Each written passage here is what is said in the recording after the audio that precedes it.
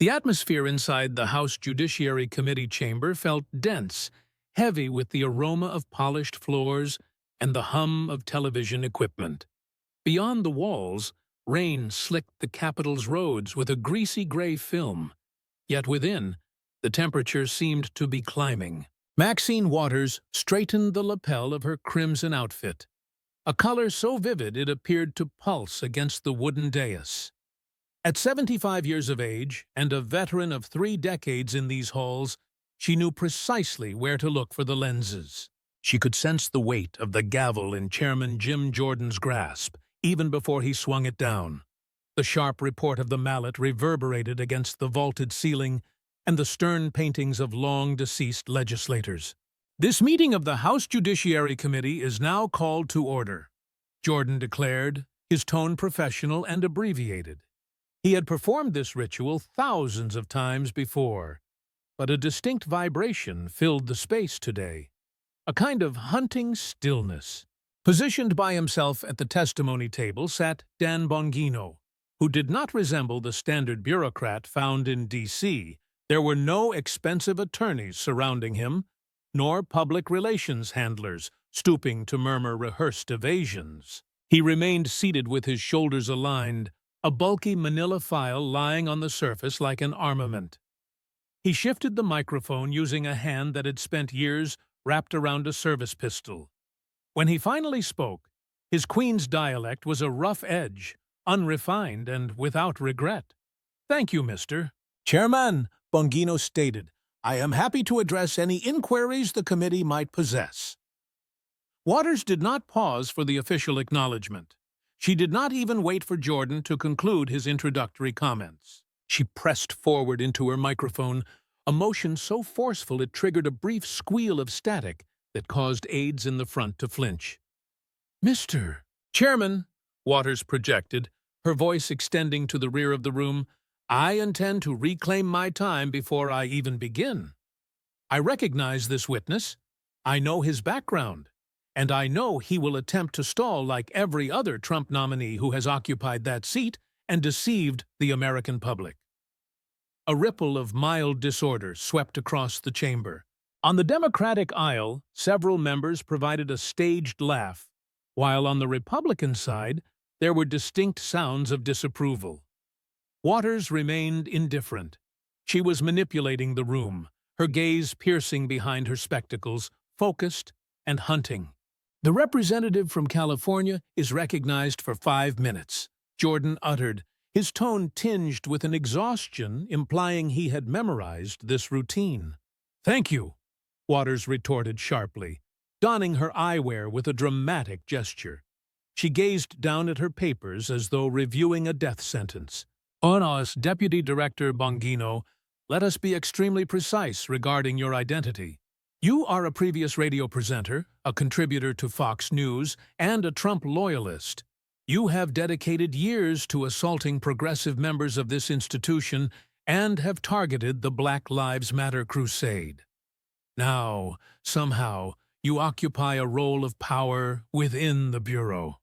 She leaned ahead, her finger aiming like a lance. "Has the FBI under your supervision examined Black Lives Matter activists in California? Yes or no?" Bongino did not blink, for he had stood guard for presidents and inhaled the atmosphere of the globe's most perilous chambers. A congressional inquiry was merely a distinct variety of clamor. "Sirs, Congresswoman," Bongino commenced, his voice unwavering, "we look into federal offenses. We do not investigate belief systems. If a person has committed a crime, yes or no?" Waters's voice leaped a pitch, a jagged, penetrating noise that sliced through the quiet drone of the climate control. "It is a basic inquiry, Deputy Director." "Do you possess a basic response, or are you too occupied shielding your political overseers?" "I will provide you with a straightforward response," Bongino retorted, leaning forward until the mic caught the gravel in his tone. "Yes, we investigated a self-proclaimed BLM coordinator in Oakland.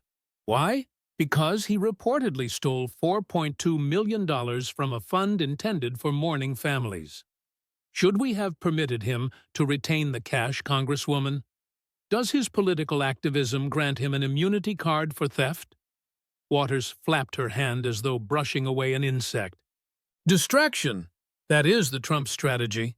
You are a puppet, Mr. Bongino. How can you assert neutrality when you have spent years serving as a compensated advocate for the man who attempted to destroy our republic? This was her standard method of operation. Make the witness reactive, make them emotional, make it concern race and authority. It had succeeded with bank executives and cabinet secretaries, but Bongino was not adhering to the screenplay. You are correct regarding one point, Congresswoman, Bongino stated. The chamber fell quiet as the reporters ceased their typing and even the camera shutters appeared to decelerate. I was outspoken, I possessed opinions, and I still do. But since we are discussing trustworthiness, and since we are discussing who merits holding authority, I have an inquiry for you. I ask the questions in this place, Waters yelled, yet the energy was turning. The atmosphere in the chamber felt chillier, the smell of polish superseded by the electric scent of the digital screens. You have represented the 43rd District of California for 32 years, Bongino uttered, his voice lowering to a deep, steady rhythm. That is a significant amount of time. Tell me, within those 32 years, how many days annually do you genuinely spend residing in that district? Not campaign visits, not publicity events, but actually living there, observing what your voters observe. Waters's expression became stiff. She noticed the snare and viewed the manila file on Bongino's desk, understanding it was not a defense document but an accusation. I am not required to answer you, she hissed. You do not, Bongino concurred, a slight, frigid grin gracing his mouth. However, the American public merits the response. Mr. Chairman, I wish to yield the rest of my time to genuinely address the Congresswoman's inquiries regarding my suitability for this position. Bongino rose to his feet. He strode toward a stand that had been positioned near the testimony table, draped in a white sheet. The squeak of his leather footwear on the stone floor was the solitary noise in the void. You represent the 43rd District, Maxine, Bongino stated, removing the initial covering from the stand. Let us observe what that actually resembles. A map materialized showing South LA, Watts, and Inglewood. Superimposed in heavy crimson font were the figures: median wage $42,000, unhoused population 8,400, violent offenses 847 per 100,000. These are your constituents, Bongino declared, 32 years of you battling on their behalf, and this remains the result. He removed the second sheet to reveal a picture of a $6 million estate in Hancock Park. It featured verdant grass, security barriers, 6 sleeping quarters, and 7 lavatories. This is the place you reside, Bongino stated. A castle in the 37th District. You do not even awaken in the identical zip code as the individuals whose ballots you gather. You symbolize destitution, Maxine, yet you exist like a monarch. Waters attempted to request a procedural ruling, but her vocals faltered. 52 million viewers were observing the divided screen. The encampments in South LA on the left, the estate in Hancock Park on the right. The dismantling had commenced. Bongino did not grant her a moment to inhale, nor pause for a counter-argument. He reached into his manila file and withdrew a thick pile of bound papers, displaying them so the lenses could capture the formal government seals. Let us discuss how a civil servant on a state wage manages to amass a net value of $6 million, Bongino said. Let us discuss your spouse, Sidney Williams, and a minor institution named One United Bank. Waters's complexion turned a hue of pallor that was nearly transparent. She attempted to adjust in her chair, but the motion was spasmodic and clumsy. Her chief of staff leaned over the divider behind her, murmuring frantically. But she swatted at him to remain silent. That issue was resolved, Waters managed to utter, although her tone missed its customary power. The ethics panel dedicated 3 years to that, and I was exonerated. This is distant history, mister. Bongino, you are grasping at phantoms. I am not grasping for phantoms, Maxine. I am examining the accounting, Bongino retorted. He strode back to the display and turned to a fresh board. A chronology Stark and medical. Dates were stamped in thick black pigment, incidents in red. September 2008. Bongino recited, "The economic collapse is dissolving the globe.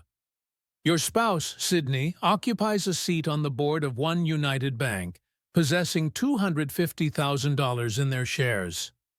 The bank is collapsing. It is a rock in a deep pit, and your family's asset is about to reach nothing."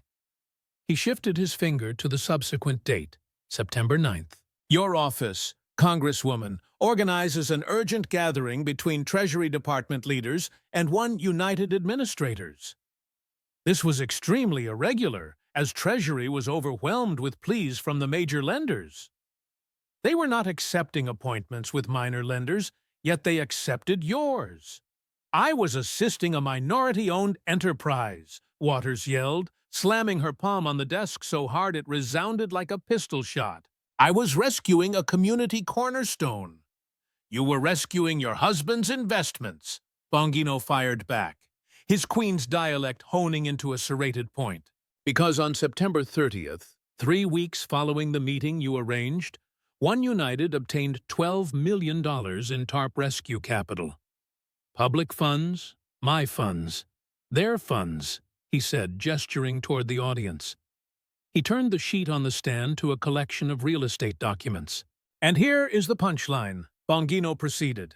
Between November 2008 and March 2009, while the residents in your area were being removed by the thousands, you went on a property purchasing binge. $1.8 million in total cash acquisitions and negligible borrowing. Fresh properties, fresh riches, all while the remainder of the nation was hemorrhaging. The camera technicians were focusing so closely one could observe the spasm in Waters's left eyelid. The divided display on the broadcast channels was now a three-way view: the estate, the encampments, and the stock graph. The ethics panel determined that your grandson behaved improperly in arranging that gathering, Bongino stated, leaning across the witness desk. He accepted the blame, the grandson, the aide. But you are stating to this panel that you possessed no knowledge your husband's capital was at risk? That you merely happened to arrange a $12 million rescue for the precise bank where your family's wealth was stored? Waters was trembling now, her hands rifling through her papers so rapidly they sounded like arid foliage in a gale. "This is an assassination attempt," she stammered. "You have committed your existence to the swindle, Maxine," Bongino cut in, his tone a steady, ruining hum. "Every occasion there was a ballot that impacted the banks where your family held a stake, you voted for their benefits. You utilized the impoverished as your armor and the banks as your cash machine." He resumed his seat, taking a leisurely, purposeful drink of water. The snap of the bottle lid sealing was the solitary noise in the void of the chamber. "You wished to interrogate me regarding my aptitude for this role?" Bongino inquired. "I am an investigator, and presently the proof indicates you are not a delegate, you are a commercial enterprise." Dan Bongino did not pause for a counter as he reached into the dense manila file. He withdrew a collection of FEC documents marked with fluorescent ink, so vivid it appeared to seep off the sheet. "Let us advance beyond the banks for a second, Maxine," Bongino stated, his voice lowering into a secretive depth. "Let us discuss the family trade. Let us discuss Karen Waters." Waters clutched the rim of the platform, her knuckles blanched. "My daughter is an expert. She is an advisor," Waters began. "Her employment is profitable," Bongino interjected, not elevating his voice, which caused the words to feel weightier. "Between 2006 and 2024, your election funds, donated by individuals in South LA, paid your daughter over $1 million for slate mailer services. $1 million, Maxine, for pamphlets. He rose and strode back to the easel, turning to a fresh chart. This one was not a map. It was a column graph. On the left was a tiny block symbolizing the median wage of a resident in CA 43. On the right was a gigantic soaring pillar symbolizing the disbursements to the Waters family.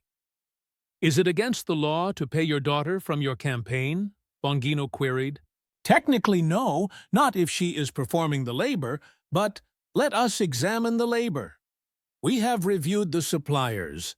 Maxine and your daughter's consulting charge is frequently 30 to 40% of the entire project price. In the corporate world, that is not a fee, that is a bribe.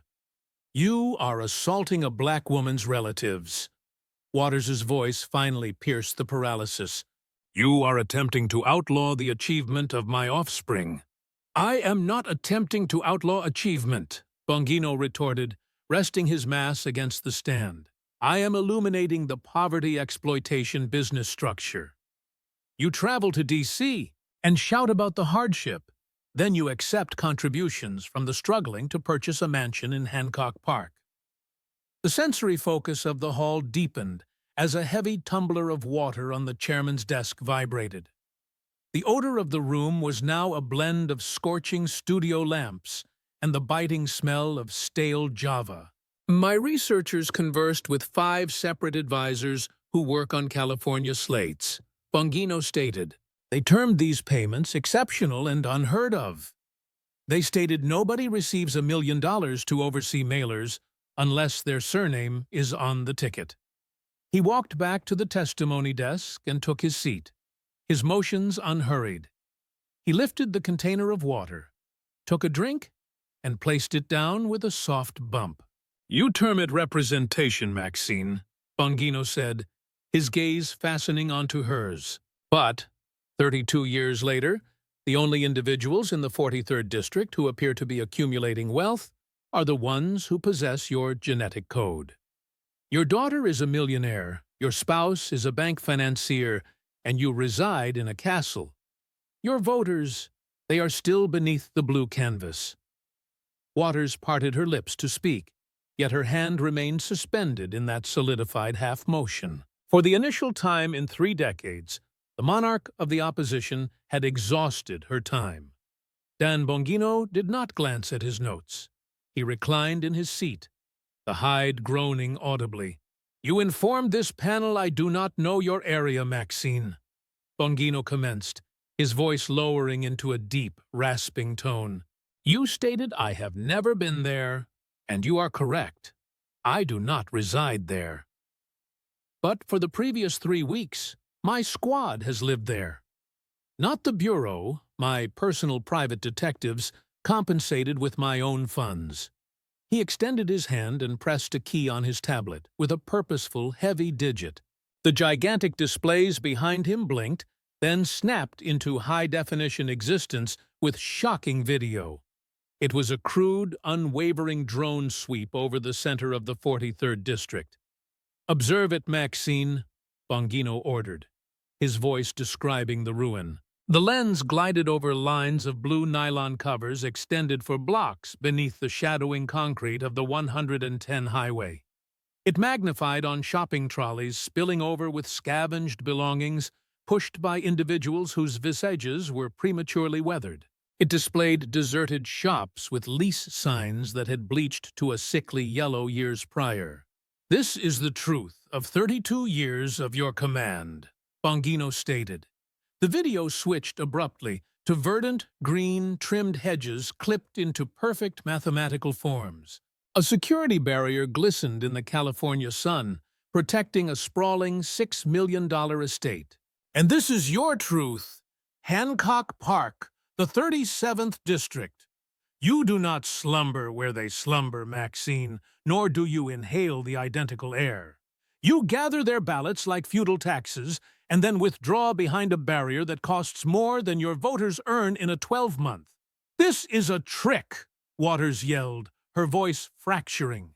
She smacked her palm onto the platform, but the mallet remained undisturbed. You are utilizing the misery of my people as a stage piece for conservative news.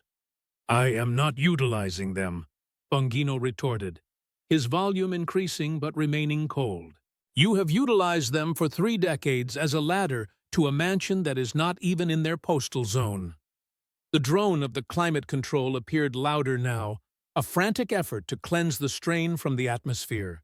You certain my investigators did not just fly aircraft, Congresswoman. They walked those avenues and spoke to the individuals residing beneath those canvases. They recognize your face from CNN, but they do not know you.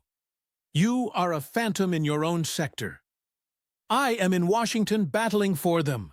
Waters screamed, leaning so far over the platform she appeared she might topple. You are battling for the bank your spouse holds shares in, Bongino interrupted. You are battling to keep the campaign currency streaming to your daughter's advisory business. You are battling for the existing state, Maxine, because it made you wealthy while your district transformed into a refugee settlement. He hesitated, allowing the aerial footage to cycle back to the homeless camp. It concentrated on a household clustered around a camping burner on a fractured pavement. Observe them, Bongino whispered, the noise traveling farther than a yell. 32 years, Maxine, that is your heritage. You reclaimed your time straight out of their destiny and deposited it into your bank account. Waters reclined, the breath seemingly departing her chest in a torrent. The monarch of the opposition looked abruptly, undeniably diminutive against the background of her own district's truth. The mood in the chamber had shifted past tense. It was now toxic. 52 million individuals were no longer viewing a political argument. They were observing a political self-destruction. The air smelled of ozone and scorching plastic from the massive server towers fueling the live broadcast. Maxine Waters did not take her seat. She rose. Her crimson suit was a jagged streak of hue against the obscure timber of the committee hall. She gazed at the lenses, her eyes dilated, hunting for the accustomed cadence of the limelight. This is a trap? Waters's voice was a tattered shriek now. You are misusing your rank to persecute a sitting member of Congress. This is coercion. This is torment. Bongino did not stir, sitting with his limbs folded and his face a guise of Queens-born detachment. It is public archives, Maxine, and it is difficult to frighten a spreadsheet. Let us be extremely precise about what this genuinely is, Waters yelled, her voice leaping a pitch. This is racial prejudice. You are selecting me because I am a powerful black female who declines to be hushed by your Trump-appointed goons. The chamber went totally, horrifyingly quiet. It was the ultimate weapon, the allegation that customarily terminated the discussion. The reporters solidified, and the Republican panel members glanced at one another. The sensory focus of the room shifted. The sole noise was the faint hiss of the airflow system. Bongino rose to his feet gradually, his seat grating against the floor with a low, agonizing moan. He leaned across the desk, his shade extending across the floor until it contacted the foot of the platform. Do not you attempt, Bongino stated. His voice was not a yell. It was a low, oscillating hum that bore more mass than her screeching. Do not you attempt to play that card with me, Congresswoman. I was raised with nothing. My parents labored their fingers to the marrow, merely to maintain the illumination. I labored my way through university, taking evening courses while toiling 40 hours a week. I have donned the garb of a police officer in New York and the attire of a Secret Service operative. He stepped out from behind the testimony desk, advancing toward the platform. I have shielded presidents of both factions with my existence, Bongino stated, his voice climbing. I have examined dishonesty in both parties, pursuing white politicians, black politicians, and Latino politicians. I do not care a damn about your race, your gender, or your party membership. What I care about, Bongino severed her interruption, slamming his palm onto the stand. Is that your voters who are black, who are brown, who are immigrants, merit better than a delegate who becomes wealthy while they slumber on cement? They merit better than a chief who utilizes their hardship to purchase $6 million real estate in a postal zone she does not even represent. He was inches from the platform now, and the cameras revealed the perspiration on Waters's upper lip. "So do not you attempt to conceal behind identity politics," Bongino whispered. "Do not you attempt to cry racism to conceal the fact that you have been plundering your community blind for 3 decades. The data does not care about your skin pigment, Maxine, and neither do the individuals living in those tents." The chamber erupted. On the Republican flank, members were on their feet, the noise of their ovation filling the room like thunder. On the Democratic flank, members were yelling for discipline, their voices a disorderly smear. Chairman Jim Jordan was pounding his mallet, but the noise was misplaced in the chaos. Through it all, Bongino maintained his position, arms folded, staring straight into Waters's eyes. He was not boasting, he was not grinning, he was simply waiting. Waters glanced at him, then at the lenses, then at the image of the tents. For the initial time in 32 years, she did not possess a retort.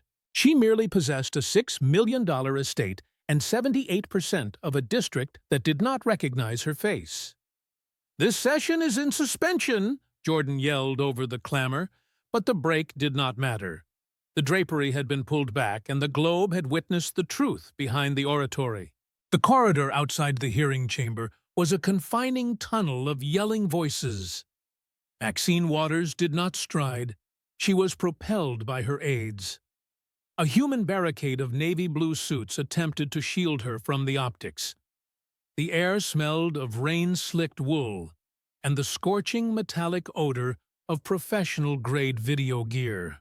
"Congresswoman, did you purchase the mansion with One United funds? Maxine, will you step down?" The inquiries were a physical mass until the heavy portals of her private suite slammed shut. Inside, the quiet was total, but the illumination was still emanating from the screens. Every monitor in the rooms was set to the identical image, the divided screen. On the left, the high-definition aerial footage of the Hancock Park estate. On the right, the blue tarps and shopping trolleys of South Los Angeles. The caption at the bottom was a white-hot mark. 32 years of representation. "It is at 60 million views," her communications director whispered. "And that is merely the unedited snippet of Bongino labeling you a poverty exploiter. It is not just Republicans, ma'am. It is the youth, it is our own support." Across the city at the FBI headquarters, Dan Bongino walked into his office and tossed the file onto his desk. "They are calling it the Bongino reality check," an aide said. "It is not about optics," Bongino growled. "It is about the math. You cannot argue with property taxes and bank ledgers. She brought a narrative to a gunfight, and I brought the receipts." By 8 p.m., the supernova had reached street level in the 43rd District. The air was thick with the sharp, acrid scent of betrayal. Community organizers gathered in church basements, staring at their phones. "She doesn't live here," a young man said on a viral stream. "We have been voting for a ghost in a $6 million house while we sleep on the sidewalk." The media supernova was a realignment, and the split screen became visual shorthand for a class of politicians. The queen of the resistance remained in her office, her red suit draped over a chair. She watched the world she had mastered for 3 decades burn down in high definition. The morning after the hearing brought a heat wave to South Los Angeles. In a small, cramped office above a barber shop, Marcus Williams sat watching the ceiling fan struggle. He was 34 with a face that looked carved from the streets he tried to fix. He was a tenant rights organizer who lived in a 2-bedroom apartment 3 blocks away. He watched the split-screen video on his phone for the 20th time. "She is calling it a racist hit job," his campaign manager said. "The slogans don't put roofs over heads," Marcus replied, his voice a low, grounded baritone. "And they don't explain how you get a $6 million house on a public salary." He stood up and walked to the window, feeling the heat radiating off the glass. "People keep asking me when I saw her last," he said. "I saw her in 2018 at a ribbon cutting for a library that closed 2 years later. That isn't representation. That is a royal visit." By noon, Marcus had filed the paperwork. It was a handheld live stream from the sidewalk in front of an abandoned grocery store. "My name is Marcus Williams," he told the camera, "and I am running because the person who has this seat doesn't live here. She doesn't shop at this market. She doesn't see the kids doing homework by flashlight." The video acted as a lightning rod for 3 decades of suppressed resentment. Marcus spoke the language of the rent strike, not the cable news green room. While Waters' team scrambled to book appearances on MSNBC, Marcus was at the parks. He held town halls on basketball courts where the nets were torn. He smelled the sweat of the people he wanted to represent. In Hancock Park, the atmosphere was different, chilled by industrial-strength HVAC systems. Maxine Waters sat in her library, a room filled with awards from a lifetime of service. "He is a nobody," her chief of staff argued, pacing the Persian rug. "He is not a puppet," she said, her voice sounding older. "He is a mirror. For 30 years I made sure there were no mirrors in the 43rd. I gave them a window into the resistance instead. If they start looking at the mirror, the money won't matter." By the end of the first week, Marcus Williams's campaign had raised $500,000. It was small donations from people who had never given to a politician. They were buying a way out of a 32-year-old story. The battle lines were drawn between institutional power and the high-definition reality of the streets. The walls of the Longworth House office building could not block out the sound of a crumbling empire. The air in the hallways was thick with the scent of damp wool and subpoenas. The House Ethics Committee room was a sterile, windowless vault designed for accountability. Maxine Waters sat at the far end of the table, having traded the aggressive red suit for navy blue. Across from her sat the lead investigator, David Arrojo, looking at her like a math problem. "Representative Waters," Arrojo began, "we are looking at the nexus between your legislative actions and your husband's portfolio." He slid a document across the table, the 2008 timeline Bongino had teased. "Let us focus on the morning of September 9, 2008, Arrojo said. "Your office made 3 calls to Treasury officials, and by noon, a meeting was set for One United Bank." "I have already explained this," Waters said, her hand trembling as she reached for water. "I was concerned about minority-owned banks during a national crisis." "Coincidence is a difficult defense when it happens 4 times in a decade," Arrojo countered. He pulled out a second sheet regarding the 2019 Community Capital Bank records. "After the bill passed, the stock rose 40%, and you bought a new property. The American people see a representative. We see a hedge fund with a congressional seat." The investigation had expanded beyond the banks to include the slate mailers. They were looking at the travel expenses and the gap between her income and the mansion. "We have interviewed 14 former staffers," Arrojo said, dropping a binder onto the table. "They describe an office culture where donations were essentially access fees.